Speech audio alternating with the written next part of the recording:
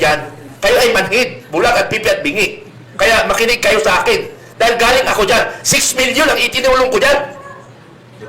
Na tao para bumoto, tumulong, para manalo. Anong ginawa nila? Ako ay napahiya sa aking mga tao sa Vanguard of Democracy. Yun yung grupo, kaya ngayon, nililitaw ko ngayon ang Vanguard of Democracy. Yan yung grupo na ginamit ko para suportahan si Pangulong Marcos. Yun pala, hindi naman siya nagpapatakbo ng Pilipinas. Kung hindi ang First Lady ang nagpapatakbo ng Pilipinas. Eh, nakikita ko mismong dalawang mata ko at mga galamay niya dyan nung sa Mandaluyong. Nung nasa Mandaluyong kami, mga kaibigan.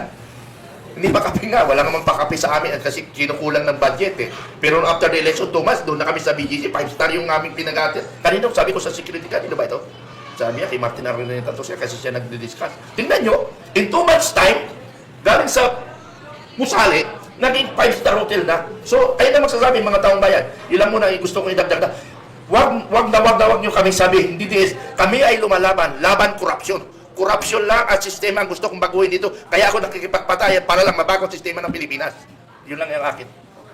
May dagdag ko lang Boss D, sa mga kasama ko rin background ko po kasi, lalo po yung aming pamilya. Nung yung tatay ko ay nabubuhay pa, panahon po nung matandang Macapagal Arroyo, nasa Malacanang na siya hanggang yung siya po'y nawala sa amin nung panahon ni Cory Aquino.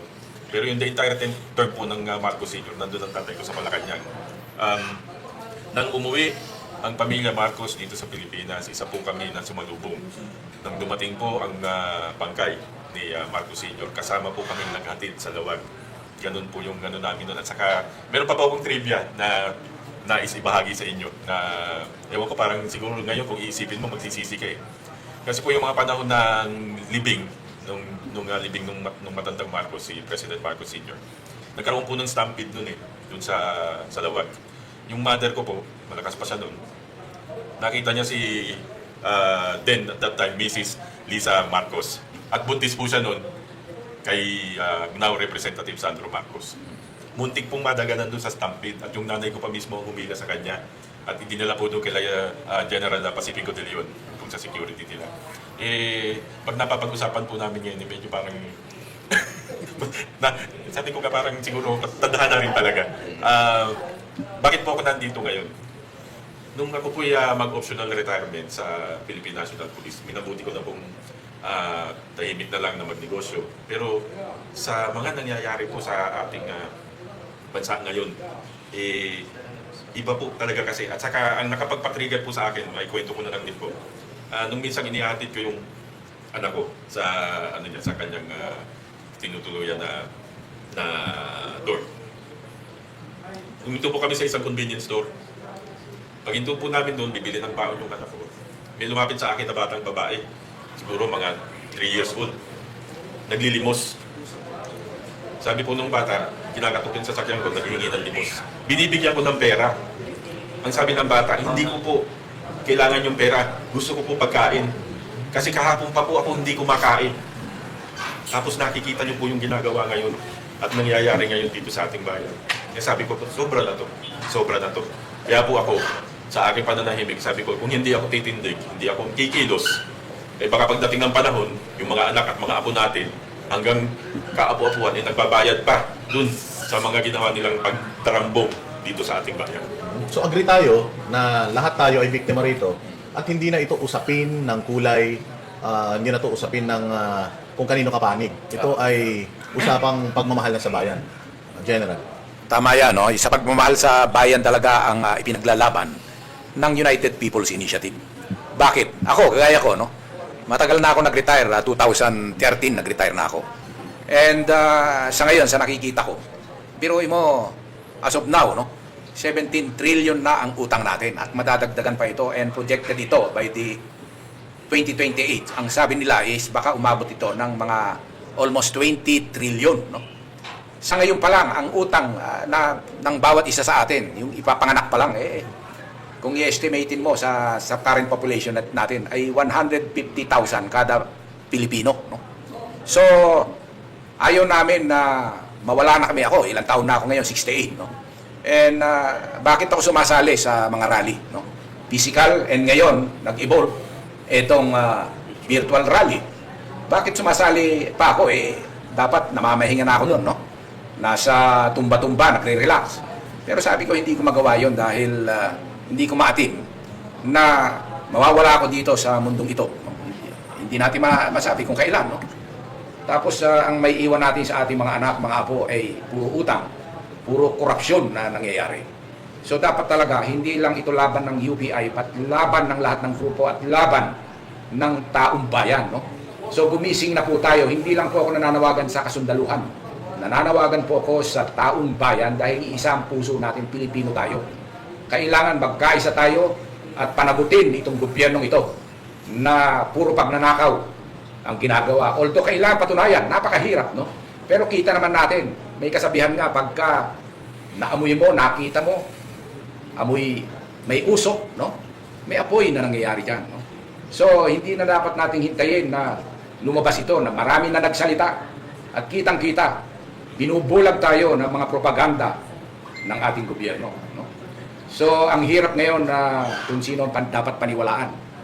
So, ang kailangan lang, advice ko, mag-research kayo, alamin ninyo, magtanong-tanong kayo, at alam naman natin na ngayon ay puro propaganda nangyayari, nabubuhay, o tayo'y ginogobyernohan sa pamamagitan ng propaganda at communication, information. Yun lang. Napag-usapan din natin kanina sa mga unang batches na lahat noong yung EDSA 1, EDSA 2, ang key factor is yung military in-execute yung kumbaga yung nasa konstitusyon na second in line, di ba? Kung nung kay Pangulong Marcos, dating Pangulong Marcos, si Cory dahil yun ang Vox Populi, and then yung EDSA 2 na si Gloria yung inupo. Ang missing link dito sa mga nangyayari ngayon na mga demonstrations at mga pagtitipon, yung military mukhang hindi natin kasama sa laban na ito. Bagamat, katulad ng sinasabi natin, pag ang corruption sa Pilipinas, hindi lang isang sektor ang tinatamaan niya. Lahat, buong bayan tinatamaan niyan. And before itong rally na ito, naglabas ng picture ang Malacanang kasama yung mga active military officials natin. Ano pong masasabi ninyo doon sa lumabas na picture niya? Actually, doon sa yung sinabi mong isang elemento, yung involvement ng military.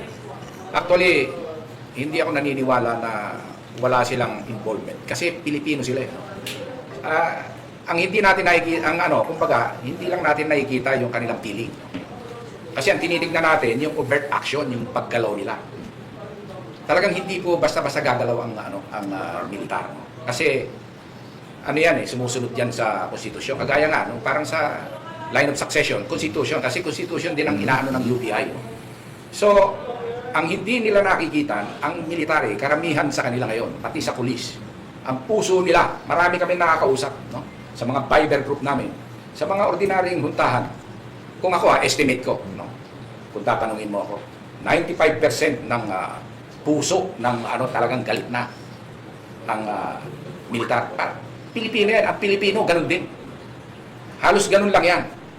Kasi ang tinitignan natin, yung overt action na militar, mag-march, parang yung nangyari nung EDSA 1, no? Nung EDSA 2, nag-withdraw ng support. Pero ako, ang tinitignan ko, yung tunay na nasa loob ng puso ng Pilipino. Kung yun ang titignan natin, atin ang militar at kapulisan. Naramdaman namin yan kahit sa mga rally namin. Sabi namin, wag nyo sasaktan ng hindi natin kalaban ng militar at ang kapulisan. Sila, ganun din ang treatment nila sa amin. Kaya walang nangyaring gulo sa lahat ng aming mga dahil nga respeto. Respect begets respect. Kaya ang hinirequest ko dito sa pamahalang ito, dapat irespeto nila ang taong bayan. Hindi yung puro propaganda at kasinungalingan ang lalabas. No? Mahirap patunayan yung mga akusasyon sa kanila, pero kita naman natin kung ano yan. So yun lang. May dagdag ako dyan, kasi para sa kalaman ng lahat, 13 years old pa lang ako, nag-undergo na ako ng basic military training. Pagdating ko ng 14 years old, ako ay napalaban na sa mga rebelde.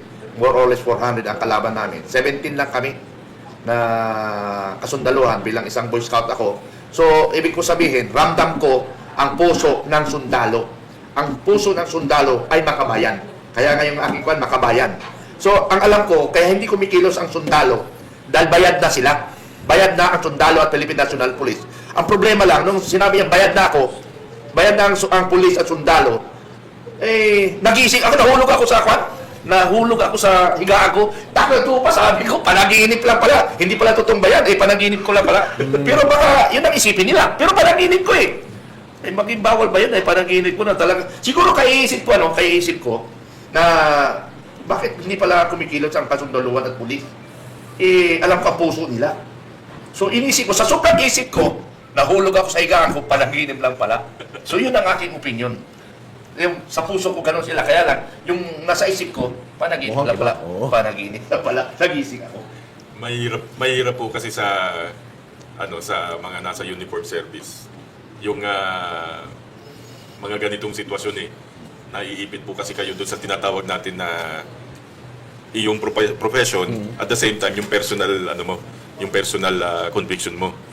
So, kailangan yung balansehin yun. Kaya napakahirap sa totoo lang, yung mga pulis natin, mga sundalo, napakahirap po ng sitwasyon nila. Pero kagaya po ng sinabi ni General Kita, si Sir Caloy, totoo po yun. Marami po kaming nakakausap. Even sa akin, on my part sa PNP. Kasi ako optional retiree ako So marami sa mga kabatch ko, sa mga naging kasama ko, nakakausap ko pa rin sila. At siyempre, behind the scene, alam nila, hindi sila manhid. Alam nila yung nangyayari. Kaya lang yun nga po, yun yung may limitations sa kanila. Pero hopefully, sabi nga natin, kung papalarin at pagkakaloob ng buong may kapal, siguro naman bibigyan sila ng pagkakataon para magkaroon ng panahon para ipahayag yung tunay na damdamin ng mga pulis at mga sundalo natin ngayon. Attorney? Noong pong year 2001, si Angie Reyes po, si Angelo Tomas Reyes na Chief of Staff, kinonsulta niya yung Armed Forces of the Philippines bago siya nag-declare ng withdrawal of support. Halos lahat sa ilalim, naka 80% sa ilalim ay sumusuporta sa withdrawal of support. Ngayon, ang tanong ngayon, itong Chief of Staff ngayon, si Browner, ginawa ba niya yan? Kinonsulta ba niya ang sarili niyang Armed Forces of the Philippines? Yun nga, panawagan natin kay Chief of Staff. Consult your own men. Subukan mo kaya, magugulat ka kung ano sasabihin ng iyong men. Pwede mag-withdraw ng support doon sa baba. Baka siya pa mauli. Yun. Hindi, may sagot ako dyan Nakonsulta niya Dinala niya pa nga sa Malacanang Hindi matatas. Oo. Hindi, mga sarinto yun. Na dinala niya sa Malacanang. Ano nila yan? Sa Major Council, dinala niya. Baka kinonsult na.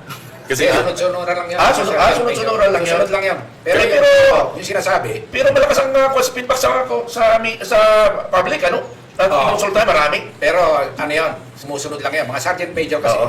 simbolo, no? Parang sila yung simbolo ng mga nasa baba.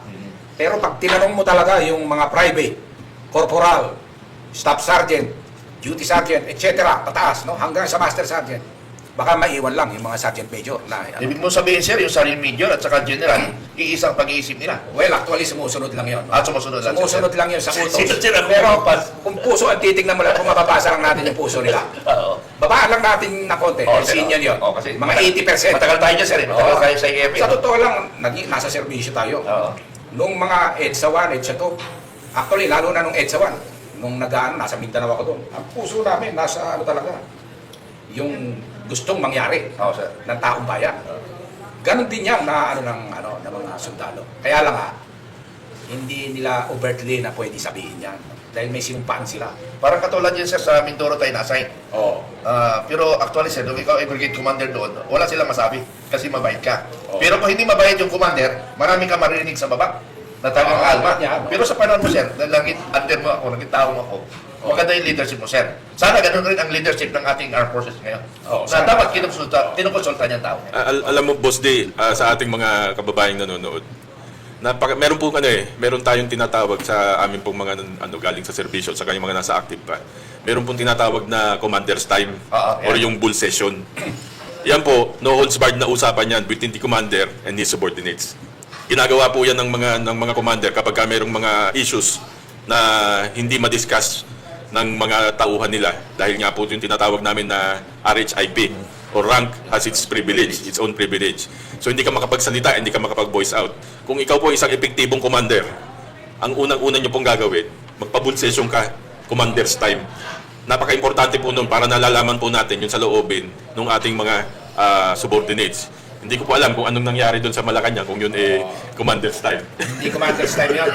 Yun yung parang nagpatawag ka lang ng mga senior, NCO, non-commissioned officer, sa isang unit. Pumunta doon, magkukumply lang yun. Pero iba yung full session, yung commander's time, lalabas talaga yung sakit, sama ng loob. Pero sir, iba ngayon ang commander's time ngayon Ano naman? iba na eh. Ang commander's time, yung Congress na nagpapatawag. Oo nga, no? Oh. Alam mo, Kaya, John, maiwan ka muna. ang speaker at saka yung nasa Congress, hindi yan nagpapatawag. Ang dapat magpatawag niya kung sakali man, Commander-in-Chief, Presidente. Presidente. Kaya, Kasi yun ang chain of command eh. kaya nga sir, ang tanong ko kailan pa na punta sa chain of command yung Speaker of the House? Oo nga eh, nabago. So, yun yung babaguhin natin na batas. Baka yung panaginip mo, konektado rin. Pwede. Baka panaginip ko. May- Sayang, akala ko totoo na nga eh. May katanungan yung isang netizen natin para kay Police Colonel Gala. Okay. Sir, as a police colonel, pwede rin po itong sagutin. Sa inyo pong pananaw, ang sentimiento ng ating mga kapulisan sa mga sa inyong pananaw, ang sentimiento ng mga kapulisan natin sa nangyayari ngayon sa gobyerno. Dahil sila ang laging nasa frontline pagdating sa mga rally at minsan sa kaguluhan na dulot ng galit ng taong bayan. Yun po, kaya kagaya nung sinabi ko kanina, napakahirap po ng sitwasyon ng pulis natin. Bigyan ko po kayo ng ehemplo no, nung ako nasa aktibo pa. Yung pong panahon na kung maalala nyo po na paalis dapat si former President GMA dun sa airport. Kasi po ako yung naka-assign dun sa airport. At kami po yung nabigyan ng task o na orderan na hold at all costs yung pag-alis ni PGMA at that time. Napakahirap po nung sitwasyon na yun. Imagine niyo po, former president yun eh. Tapos wala namang walang legal, wala kaming pinangahawakan para i-hold siya at that time. And then comes this order from the top. Sasabihan ka na, she cannot leave. Hold her by all means. Hindi po pwedeng umalis. Tawag lang yun, tawag. Yes. Oo. So napakahirap po nung sitwasyon talaga ng pulis natin. Kaya po minsan, yan po yung sinasabi ko, doon papasok yung inyong discretion. Titignan nyo po. Sa akin, sa sitwasyon ko po doon, medyo ang naging maganda lang may lumabas na order coming from the Regional Trial Court in Pasay City. Kaya kahit paano po, nakahinga kami ng maluwag, meron kaming pinangahawakan na dokumento. Ngayon po, yung sa mga sitwasyon, kaya mapapansin yung mga pulis natin ngayon, talagang naghahanap ng dokumento. Otherwise, napakahirap po talaga. Mapipilitan talaga silang i-implement yan pag binigyan sila ng order. Yun ang masakit. Pero I take exemption dun sa nangyari po sa former President Duterte. Iba po yun. Iba po yun. At saka, kung makikita nyo rin po yung damdamin ng mga pulis natin nung ginagawa yun. Halos pinagtutulakan pa nga po ni General Torre. Pinipilit yung mga pulis para... Tulak, oo. At saka makikita nyo po, meron pa lumabas na video nun na umiiyak yung mga pulis natin. Alam po ng pulis natin kasi yung sitwasyon. Kaya minsan, kailangan po maintindihan din natin, sumusunod po yan sa nakakataas. Kasi meron pong meron pong katapat na administrative sanction sa kanila pag hindi po sumunod. Alam ko po sa sundalo, article, kagad yun, 105, articles of war kagad is ibabanat sa iyo. So yun din po yung iniiwasan nila kasi yan pong mga yan, pagka nagkaroon ng kaso at nasuspinde, siyempre walang sahod, may mga pamilya, kawawa din po naman. Speaking of, yung kay Pangulong Duterte, yung nangyari na yan, anong opinion ninyo at ano yung mga naririnig ninyo from the ranks? Kasi yung taong bayan, unti-unti nang nawala na yung kanilang tiwala sa gobyerno. Nadadamay pati ang mga military at police. At nawawala na rin yung kanilang tiwala sa mga ito kasi feeling nila hindi kumikilos at parang walang nararamdaman itong mga nasa serbisyo. Ano pong masasabi nila? Ako po kasi yung history ng International Criminal Court kasi nasabaybayan ko pa yan way back 1993. Hindi pa siya ICC. Ano pa siya? ICC for Yugoslavia pa siya noon. Yung ICC ngayon, hindi talaga siya court Hindi siya judicial court, political court siya. Kung alam niyo yung history niya, nagtataka nga ako bakit parang yung sa isip ng Pilipino, parang ang treatment sa kanya ay husgado Hindi po kasi nung nagsimula po siya, yung ICC, noong 1993, isang tao lang ang tinututukan niya sa Yugoslavia, si Slobodan Milosevic. Tapos, estudyante ako noon, yung teacher ko, si Raul Pangalangan, naging judge pa sa ICC. Nung naging ICC pa siya, Pero nung teacher pa siya, medyo binabati ko sa niya yung ICC noon, yung ICC for Yugoslavia, Tapos, nung 1998, nung binuo na namatay si Slobodan Milosevic sa kulungan. So, nawala ng visa yung ICC for Yugoslavia. Tapos, ang nangyari noon, 1998, itong Prime Minister ng Tobago, Trinidad, nagpropose sa United Nations na buhayin yung ICC, International Criminal Court ng worldwide, dahil napakalakas ng mga drug lords. Ang tinutukoy niya si Pablo Escobar, na nakakulong na nga, and yet mas powerful pa siya kaysa sa president. So, nagsimula yung ICC noon, nung matino pa siya, as anti-drugs, a war on drugs. Tapos, nung tumagal na, medyo nasingitan ni itong mayaman na si George Soros na fraud, na ang tingin niya sa drugs ay health issue lang, hindi siya criminality. Medyo ang daming pera nung binuhusan niya, pinatasik niya yung dating original na ICC na anti-drugs. Pinasukan ng pro-drugs. So, balik na rin. Nagsimula ang ICC as a war on drugs. Tapos ngayon, kinaasap ng mga pasino-sino, yung ICC nga, hindi nga sumusunod sa United Nations eh. Yung United Nations nag-create sa ICC. Tapos sumusukay sa United Nations. Anti-drug dapat yung ICC. Bumaliktad. So ngayon, yung mga ICC judges, pumunta siya sa United States, sa China, sa Russia, o sa Israel. Arestado sila. Pag pumunta sila doon, in those 4 countries, sino ang kinukulong ng ICC? Mga Africans lang. And yung unang-unang kinulong nila ng Asian, si Duterte. Iba na yung ICC ngayon, sindikato na siya. Hindi na siya yung original ICC na anti-drugs. Pro-drugs na nga siya ngayon. Eh si Duterte, hate nila si Duterte dahil sa drug war ni Duterte. It's a political court, it's not a judicial court. So huwag nyo re-respetuhin yung ICC na yan. Kalokohan yan. Speaking of drugs. So, anong gagawin natin, attorney, pagka quad? Ay, kumanda, pag may nangyari kay Tatay Digong, that's it. I mean, Katapusan na nito. oh, Kasi may merong rejection sa interim release at makikita natin Oo. ang nagbubunyi doon sa rejection na yon karamihan mga nasa kaliwa Yung nabanggit ni Attorney Mel yung tungkol sa drugs. Yung pa, isang mabigat na issue ngayon, isang mabigat at seryosong issue na no less than the presidential sister herself mentioned that his brother is allegedly into drugs. Malaking ano po yun, malaking question at malaking integrity issue po yun sa isang organization na tinatawag natin na armed services. Mahirap po na ang isang commander ay meron pong integrity issue, especially kung ang unit under you is yung tinatawag natin na mga sundalo o yung mga humahawak ng armas o ng sandata. Nakakatakot po yun. Oo, yung total nabanggit mo, no? Pag ikaw yung leader ng isang any unit, whether sa militarya, sa gobyerno o sa corporation, may tinatawag na principle of command responsibility. Ano ba itong prinsipyo dito? Ang ibig sabihin nito, yung kung sino yung leader, responsible and accountable siya sa lahat ng ginawa o hindi ginawa ng kanyang mga sinasakupan, whether successful or failure. So, unang-una yan. Kaya nga, ito pa lang na sinasabi, walang kinalaman ang presidente, walang kinalaman si Speaker Romualdez. Eh, sino ba nag-recommend? Sino ba nag-create ng bill, no? Bago maging batas? Pirmado yan, hindi lang ng bicameral, ng mga appropriations, but ni Speaker. Hindi niya pwedeng sabihin, ano lang to, ministerial. Kasi siya yung leader doon, no? So, ang nag-aproba na maging batas ito, si Presidente. So, doon pa lang, doon sa principle of command responsibility, talagang involved sila dito kung ano yung nangyari to. Ngayon, nag-fail. Ang daming nakawan. Based dun sa principle of command responsibility. And ito, in-apply ito noon sa nung tinatry si Yamashita. Kaya tinawag na Yamashita Doctrine, no? Itong in-apply, doon nakita actual yung application ng principle of command responsibility. Ang palusot kasi ni Yamashita, nung tinatry siya nung court, no? Military court ng US. Sabi niya, sa lawak ng sinasakupan ko, hindi ko naman alam lahat ng ginagawa ng mga sundalo ko, yung mga nando doon sa iba-ibang outpost sa labanan. Hindi ko naman malalaman yan. O, palusot niya, no? Gantong ginawang basihan ngayon ng ang principle of command responsibility para matest. Una, habang hindi pa nangyayari yung insidente, no?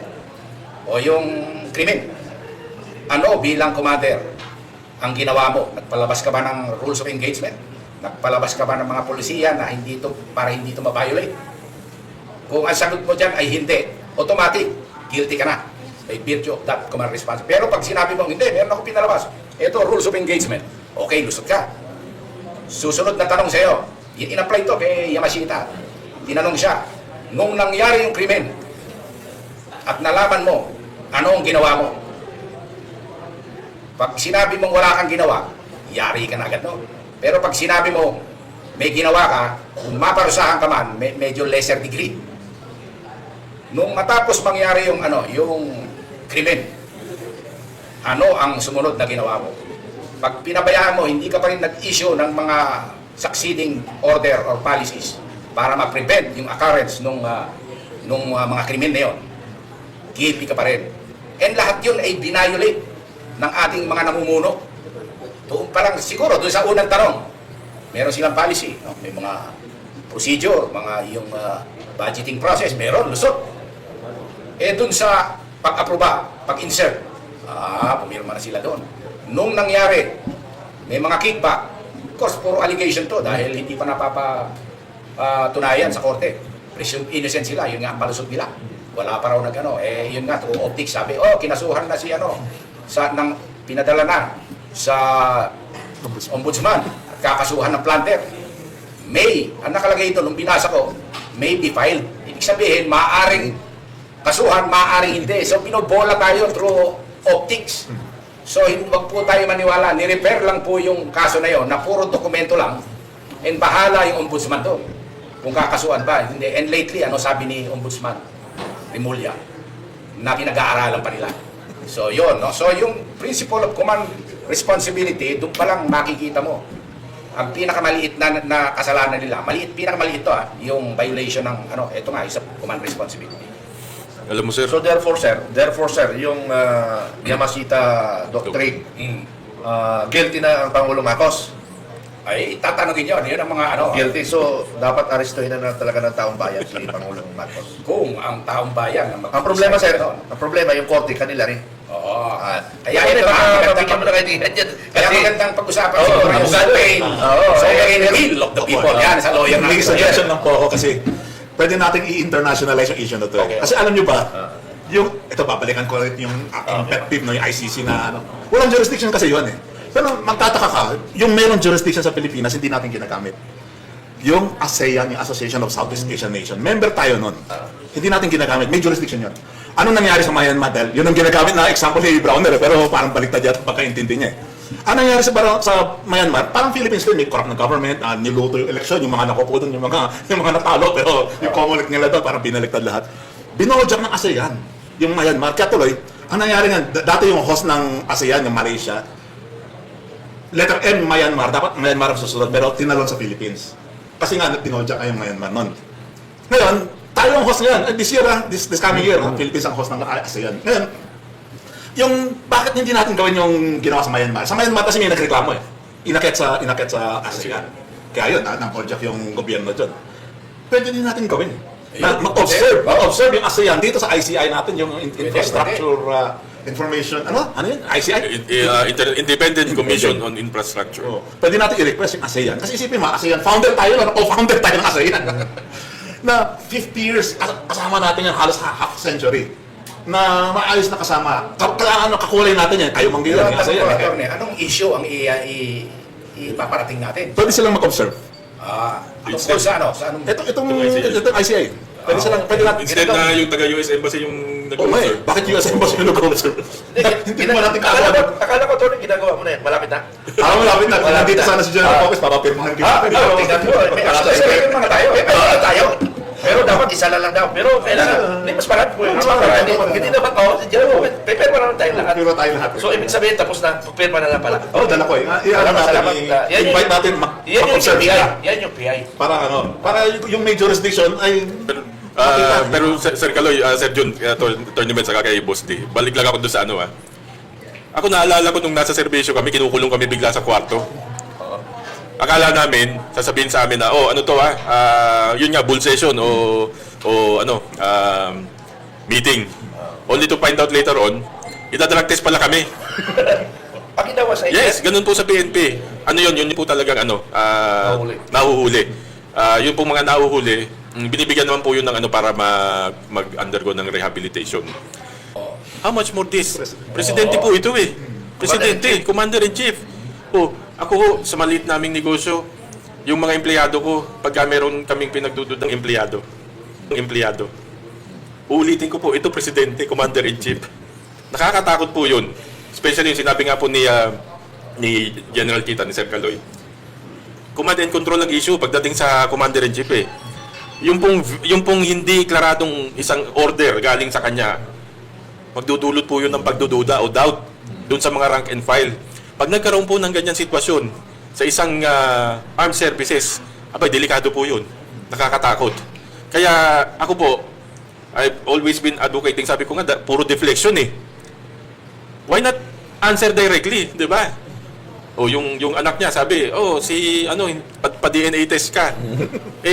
Sinagot din naman nung tiyahin, okay, pa-DNA test ako, pa-drug test kayo. O tapos tahimik na, wala na po tayong narinig. Kaya the only way for the president to answer and once and for all settle yung issue regarding doon sa allegations ng kanyang kapatid. I-undergo siya ng isang live, transparent, in an independent medical facility or professional, a hair follicle drug test. Yun lang po makakapagsara ng issue. As a normal citizen, kasi sinabi nila na nagawa na namin yan. 2021, nagpa-drug test na eh. So, tapos na yan. Hindi na dapat pag-usapan pa yan. Ang military ba, since under siya ng Malacanang, pwedeng pilitin siya or sabihin or i-demand na para matapos ang lahat ng ito, kailangan mapatunayan natin. Kapag pwede at hindi nila ginagawa, pwede ba nating sabihin na kinukonsinti nila or alam nila, pero baliwala lang sa kanila? Base sa ating Constitution, kung hindi ako nagkakamali, sa Article 3, Section 7, na ang armed forces ay kinakailangan mabigyan ng information ng Malacanang ng health condition ng ating Pangulo. Dapat alam ng armed forces. Kasi nga, baka nga ang ating presidente ay wala na sa magandang kalusugan at hindi na iimporman ang armed forces, baka mapasubo ang ating bansang Pilipinas.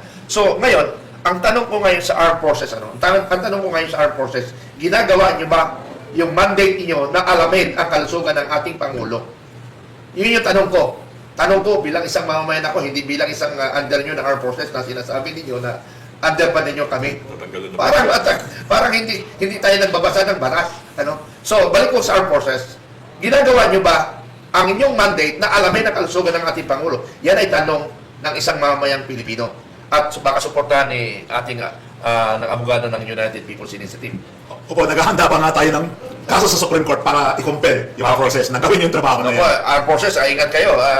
Kikilos na yata ng UPI. Kaya kung kaya nyo kaming takutin, kaya rin namin kayong takutin kasi galing kami dyan eh.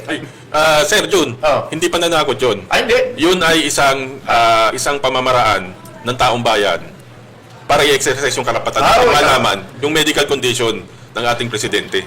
Karapatan po ng bayan natin. Ayon sa batas. So hindi yun kayang i-assert ng military na fit yung ating presidente hangga't hindi sila nagde-demand ng drug test. Kung magkusang loob siya, kung ayaw na magkusang loob, idadaan natin sa Supreme Court. Kakalabay natin from all sectors. Yun panawagan ko sa Kasi iyo. ako dyan. Actually sa military, meron kaming tinatawag na very brave ka. Yung isang junior officer can even ask his commander, sir, ano ka? Walang doon, walang masama doon. Kaya lang, sasabihin ng very brave ka. Ganun lang. May katapat yun. May katapat yun. Maaaring kabugin ka. No? Masi-masi. Pero kung talagang nakita niya yung commander niya na si Raul, may mga ano pa yan, naging chief of staff ba nga yung isang classmate ko, kinestyon niya yung senior niya. Pwede niya i-question.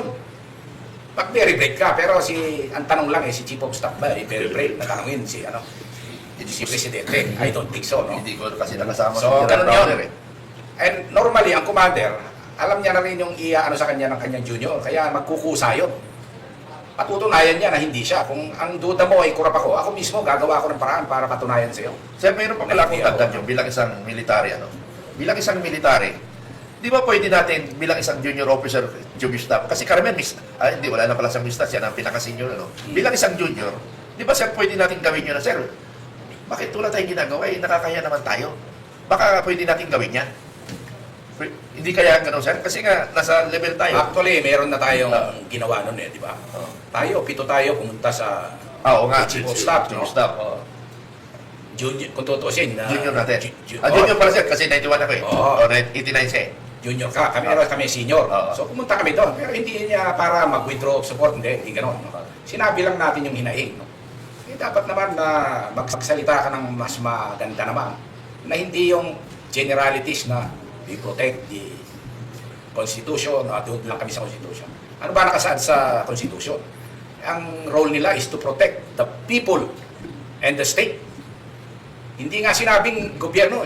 Although sa state, there are 4 elements. Yung inuna doon, yung people, no? Territory, government, and sovereignty. Yun yung state, elements of the state.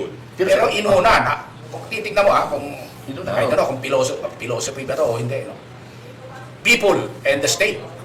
Yung state, himayin yung elemento, binanggit ulit yung people doon. So, 2 beses binanggit yung people sa Constitution. Sa Constitution, talagang sa, and dito sa Article 2, Section 1, nakasaad doon, the Philippines is a democratic and republican state. Sovereignty resides in the people and all government authority emanates from them. So, sovereignty ay nasa tao. Ang pinakamataas na power sa buong kapulungan, nasa tao. Kaya nandoon sa Constitution, so yung sovereign will of the people ang dapat masunod. And nangyari ito sa EDSA 1. No? Nanalo. Yun lang, pag hindi ka nanalo, Kulong ka. kulong ka. Pero hindi naman ito rebellion na sinasabi natin. Kulong tayo, Hindi, ano to. This is not even in Exercise of our... This is guaranteed by the Constitution. Freedom of Expression. speech and expression and of the press. No law shall be passed abridging the freedom of speech, no, and expression, nor the press, no. So, ganun yun. Mayroon, nabantayan ko yung salita ng spokesperson ng Armed Forces, si Colonel Padilla. Iba na ang interpretation niya. Ano, paano? Naiba eh. Pinakinggan ko kasi sinusubaybayan Ano ko yung kasi sinabi niya? sinusubaybayan ko sila. Pati nga yun si Red Admiral Trinidad na sinasabi ko pakilamero ka, hindi ka naman tagapagsalita ng Armed Forces eh. So, ito na-observe ko sa interpretation ni Colonel Padilla. Protect the state and the Constitution. Na walang people.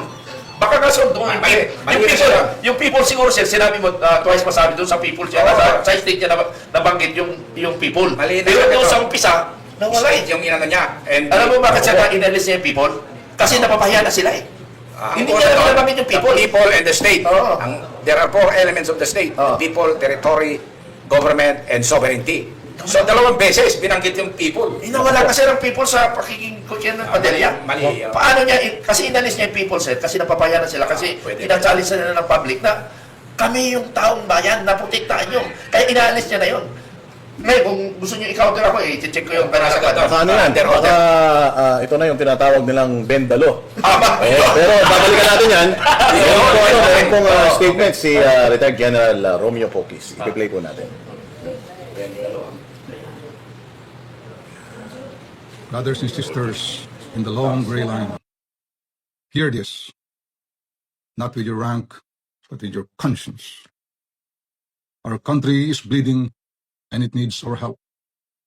A cancer of massive, pervasive, my fellow cavaliers, brothers and sisters in the long gray line, hear this, not with your rank, but with your conscience. Our country is bleeding and it needs our help. A cancer of massive, pervasive, and mafia-like corruption has spread across the entire government, robbing our people of lives, homes, livelihood, and even hope. Draining our treasury, burying us in debt, driving investors away, dragging our nation toward economic collapse, and inflicting more pain and misery on millions of our struggling fellow citizens. And the harsh truth is this: corruption thrives because too many good men and women choose to remain silent. But we, PMA graduates, were not raised to be silent. We were forged into an ideal under one sacred banner: courage, integrity, loyalty. We swore an honor code that says, we will not lie, we will not cheat, we will not steal, nor tolerate those who do. Yet today, by our silence, we have tolerated the liars, we have tolerated the thieves, we have tolerated those who plunder our nation. What happened to the courage we once carried with pride? what happened to the loyalty we pledged to the Filipino people? What happened to the integrity we said was non-negotiable? My fellow Cavaliers, this is the moment when the country looks to us again, not for power, not for force, but for moral leadership. Let our indignation be heard. Let our outrage be unmistakable. Let us prove that the PMA still produces men and women whose integrity cannot be bought or silenced. Let's stand up, speak up, let us reclaim the honor that shaped all of us. And so I end with one challenge, a challenge that we all know only a true Cavalier can answer. Are you all right, sirs? Mabuhay ang sambayanang Pilipino. Itong talakayan natin ngayon, syempre mas lalo pa tong iinit dahil makakasama natin ngayon via Zoom si Congressman Kiko. Nandiyan na ba si Kiko? Wala pa. Okay. Anyways, mamaya balikan natin yan. Ano pong masasabi natin dito sa napakagandang mensahe ni General Pokis. Tama po yung binanggit kanina ni General Pokis. So, nagpang-abot kami niyan sa PMA. 1981 siya, ako naman ay 1983. And yung baka hindi niyo po naiintindihan yung huling sinabi niya. Are you alright, sir? Yun ang challenge namin para malaman kung nagsasabi ka ba ng totoo o hindi. Pag sinabi mong, oh, ito nagastos ko. Alright, sir? Alright. Pag sinagot kita ng alright, ibig sabihin, yes, totoo, nagsasabi ako. So very important ang mga sinabi niya. Yung aming honor code. No? Gusto niya lang buhayin itong honor code na ito dahil yung iba nakakalimot na.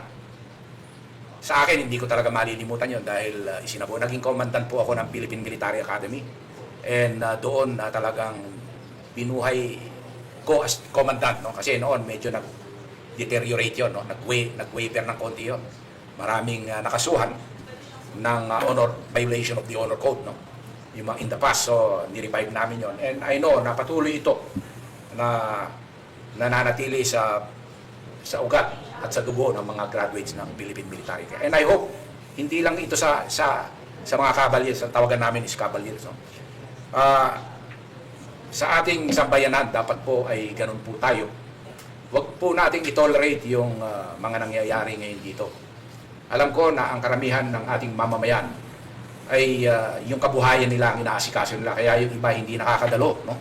Dahil importante sa kanila yung mabuhay yung kanilang mga pamilya. No? Pero talagang sumisigaw na sila ng hustisya. So yung ating mga kapwa Pilipino, sana makiisa kayo. Ipanawagan natin na natigilan na itong korupsyon na ito. Magbago na ang ating mga sarili. Magbago tayong lahat. At humingi tayo ng tulong sa ating mahal na Panginoon. Yun po ang aking panawagan. At sana itong gobyerno na to, kung may konsyensya pa, yung mga kurap at yung mga talagang nagkasala, mag-resign na po kayo. Yan po ang panawagan namin para maiwasan po ang pagbagsak ng ating ekonomiya, pagbagsak ng ating bansa. Yun po. Non-negotiable yan. Non-negotiable po yan. Kasi parang yun ang perception ng mga kababayan natin ngayon na mukhang itong honor code na ito negotiable. Ay, Kasi hindi parang po, may, hindi po yan negotiable. Not even toleration. Hindi po pwede. Pagka silent ka, complicit ka. Silence is complicity. No? Kaya lang, General, sabi nila, pag pinagre-resign mo sila, sa ngayon, ano na yan, seditious yan. Ay, hindi po. Andito po. Kaya nandito po yung aming lawyer. Pakipaliwanag nga po yun. Ano po, yung sedition, may dalawang elements doon, yung public sa tumultus, dapat magulo. Kung titignan po nga yung definition ng sedition dahil 1931 na batas yan, 2 parts yun. Yung part 2 lang ang tinututukan natin. Yung part 1, kapag yung may batas tapos hindi mo ini-implement, o may batas halimbawa tungkol sa corruption tapos hinarang mo, sedition din yun. So, ibig sabihin, lahat tayo, sedition, may batas laban sa corruption tapos hinaharang natin. No? Sedition din yun. So, sino magpapile na? Kaya nga yung, Tayo. bayad eh. Hindi, tayo na. Ang dami pala natin ipapile ng case, ano? So, bakit sila lang ba marunong mag-file ng case? Kaya lang wala tayong pera eh. Sila trillion ng pesos eh. Yun, Pero yun. nasa likod naman natin ng taong bayan. Oo, siyempre, taong bayan ng gobyerno eh. Kaya dapat ang taong bayan ang mag-aresto sa Pangulo natin. At nako, napakainit pa rin talaga ng ating arestuin mga natin. kababayan. Mahihingan na lang po natin ng final message ang bawat isa sa nasa panel ngayon. Simulan natin kay Colonel. Next lang sabihin ko, dapat arestuin na yung Pangulo. Pero kaya kailangan ng taong bayan ang mag-aresto. Pamumunuan ko kayo pagka arestuin natin ang Pangulo. Yun lang ang mensahe ko. Ang mensahe sa protectors of the people, sa yung nasa baba, no, yung mga sargento, yung mga gano'n, no? Subukan nyo, no, ngayong Christmas, Magnoche Buena kayo. Subukan, bumili kayo. Sa 500 pesos. 500 pesos? Oo. Bumili kayo ng pinakamurang fishball, isaw, calamares, ano yan, tokneneng, ano ba yan? Yung ano? May kasama pang hepa. Yun. Kung kaya sa 500, di okay, tuloy yung buhay. Pero kung hindi kaya, medyo mag-isip-isip na kayo at meron tayong dapat gawin. Muli po in behalf po ng United People's Initiative at sa atin pong lead convener na si retired General Romy Poquis. Kami po, si General Quitaser, si Colonel Mitran, si Atty. Magdamo. Kami po ay nakikiisa at kami po ay nakikisama sa hindaing ng bayan. Kasama niyo po kami na titindig at lalabanan ito pong nangyayaring katiwalian at matinding korupsyon sa ating bayan. Gaya po ng nasabi ko, ito pong pinaglalaban, hindi lamang po ng UPI. Ang ating pong pinaglalaban ay para po sa kinabukasan ng ating mga anak at yung pong kanilang mga magiging anak. Kaya kailangan po tayong magkaisa. Kailangan po nating tulungan ang bawat isa sa atin. Kalimutan po natin yung kulay. Iisang bayan po tayo, iisang nasyon po tayo. At sa ngayon pong mga ganitong pagkakataon at ganitong panahon, kailangan po tayong magkaisa at manindigan. Yun lamang po, magandang gabi po sa inyo. General. Nananawagan ako sa ating kapwa Pilipino, anuman ang inyong kalagayan sa buhay, anumang sektor ang inyong nire-represent. Gaya po ng mga sinabi ng aking kasamahan dito, wala pong kulay. Dapat po iisa po ang ating panawagan, hustisya para sa taong bayan. Panagutin natin ang mga may sala, ang mga korap at magnanakaw ay dapat litisin at ipakulong natin kung kinakailangan. At baguhin na po natin ang sistema ng ating gobyerno, tanggalin na po natin ang korupsyon, but una sa lahat ay baguhin natin ang ating mga sarili. At tumanaw tayo at humingi ng gabay sa ating mahal na Panginoon. Maraming salamat. Bago po tayo magtapos, ako po ay moderator lang ha. Wala akong kinalaman dito sa mga panawagan ng ating mga magigiting na mga dating militar at dating pulis. Yung susunod na batch po natin, mabigat ito ha. Si Jay Guevara, si Astra Pimentel, si Atty. Baligod, at via Zoom makakasama naman natin si Doc Lorraine Badoy, si Prof. Malu Tequia, Arman Lindog Uy, at si Prof. Eric De Torres. Magbabalik po ang ating virtual rally para sa bayan.